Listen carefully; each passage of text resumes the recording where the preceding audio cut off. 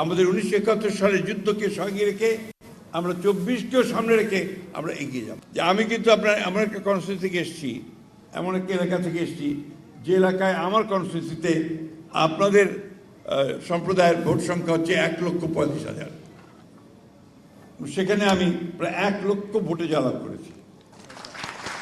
এখানে যারা আছেন তারা সবাই জানেন যে আমরা কনসিয়াসলি সচেতনভাবে চেষ্টা করি যে আপনাদের সঙ্গে সুসম্পর্ক গড়ে তোলবার।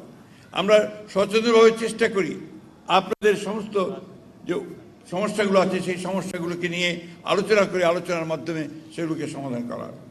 আমি শুনেছি আপনাদের এই যে সমস্যাগুলোর কথা দাদা তুলে ধরেছেন একজন, আমরা এই সমস্যাগুলো সম্পর্কে আগে থেকেই জানি।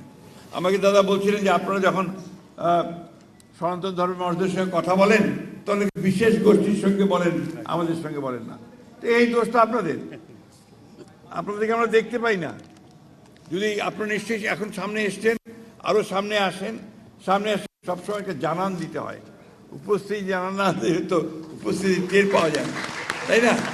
সেই আপনারা জানিয়েছেন, এরপর থেকে দেখবেন যে আমরা আপনাদেরকে অবশ্যই ডাকবো, আপনাদের নেতৃবৃন্দকে, এবং সেই সমস্যাগুলো সমাধান করার চেষ্টা করব। আপনাদের দাবি দাওয়াগুলো আমরা দেখেছি। আমরা এখানে আমাদের বিজনবাবু আছেন যিনি আপনাদের প্রতিনিধিত্ব করেন আমাদের গভর্নমেন্টে, প্রধানমন্ত্রী সরকারে। আমরা এই বিষয়গুলো নিয়ে আলোচনা করে আমরা অবশ্যই আমরা ইতিবাচক সমাধান দেওয়ার প্রত্যেকটিরই আমরা চেষ্টা করব। তবে একটা জিনিস আমাদের মনে রাখতে হবে যে বাংলাদেশ কিন্তু একটা সকল ধর্মের একটা স্বাধীন সার্বভৌম, এটা জনগণতান্ত্রিক বাংলাদেশ। বাংলাদেশটা মানুষের সকল।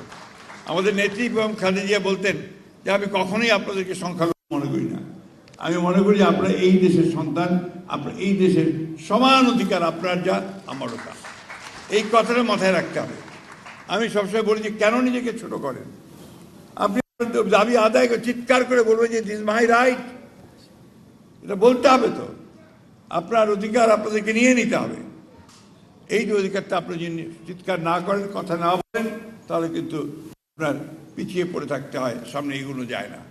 আমি অনুরোধ করবো আপনাদেরকে, আপনারা যোগাযোগ রাখবেন। আমাকে যখনই ডেকেছেন আপনারা, আমি কিন্তু তখনই এসেছি, এবং সব সময় প্রতিটি অনুষ্ঠানে প্রতিটি প্রয়োজনে আমি সামনে এসে দাঁড়াই, আমাদের সরকারও দাঁড়ায়। আমি তাই অনুরোধ করব যে আপনারা আসুন। আপনারা এরপরে আজকে তো আপনারা অনেক বড় সমাবেশ করছেন, এরপরে আপনাদের প্রতিনিধি নিয়ে আসুন, আমরা কথা বলি। সেই কথা বলার মাধ্যমে সমস্যাগুলো আলোচনা করে চিহ্নিত করে সেই সমস্যাগুলো সমাধান করার অবশ্যই আমরা চেষ্টা করব। আমাকে এখানে আমন্ত্রণ জানিয়েছেন, সেই জন্য আমি আপনাদেরকে ধন্যবাদ জানাচ্ছি। একটা কথা আমি সবসময় মনে করি, নজরুল ইসলামের সেই কথাটা আমার মনে হয় সবসময় আর কি, যে আজকে অনেক আমাদের সমস্যা আছে, অনেক চ্যালেঞ্জ আছে, অনেক চড়াই উতরাই পার হতে হচ্ছে, একটা ক্রিটিক্যাল মোমেন্ট পার হতে হচ্ছে। 15 বছরে গণতন্ত্র ধ্বংস হয়ে গিয়েছিল, একটা ভয়াবহ পরিস্থিতির মধ্যে থেকে আমরা বেরিয়ে এসেছি। এখন একটা সুযোগ পেয়েছি আমরা যে গণতন্ত্রকে প্রাতিষ্ঠানিক রূপ দেওয়ার। আসুন আমরা সেই চেষ্টাটা করি, এটা ট্রাই দ্যাট। আমরা সবসময় কথা বলি যে ওই যে নজরুল ইসলামের সেই কবিতা আর কি, যে হিন্দু না ওরা মুসলিম, ওই জিজ্ঞাসে কোন জন, কান্ডারি বলো ডুবিছে মানুষ সন্তান মরমার। এটাই হচ্ছে মূল কথা।